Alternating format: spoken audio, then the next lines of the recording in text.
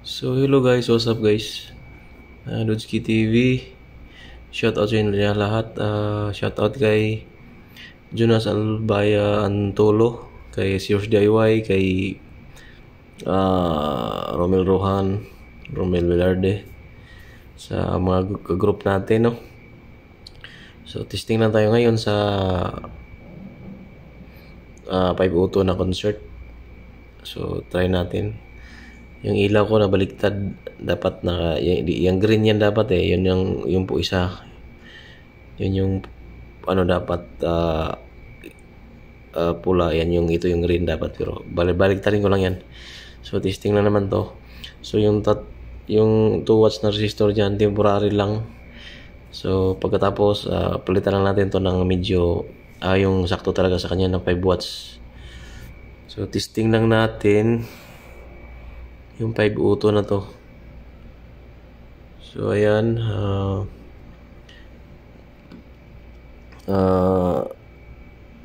ito nilagyan ko lang ng fuse dito, no.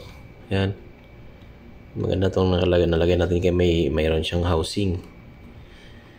So may yung relay, hindi to bago luma lang to. So palitan ko rin to ng bago pag makabili na ako.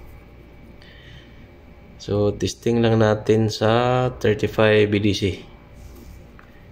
So sabi nila hanggang 55 daw to, 50 to 55. I-try natin, pero maganda rin naman kasi yung ginamit natin diyan, NGW na transistor ito. Yung 4 na yan, NGW ginamit ko. So okay, testing na natin. Gamit natin tong, ayan, bugtog na. Papangamalita ang nakuwang kuya, pero pwede ko siya kalab.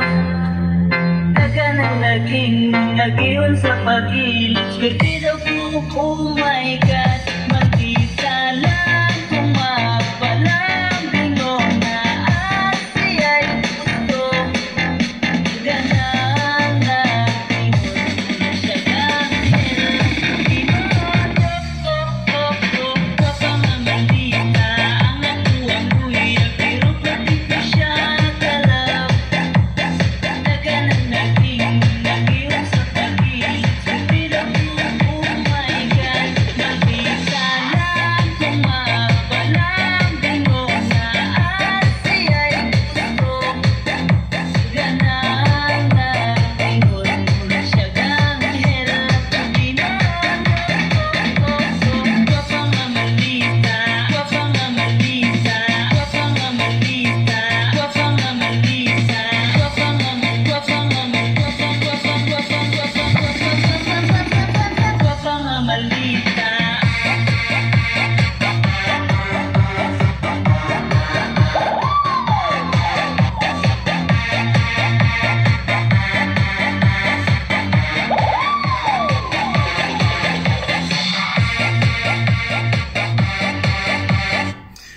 So yun guys, no, na-testing na natin itong capacitor na naka-series. Temporary lang din to kasi naubusan ako ng medyo mataas na voltahe.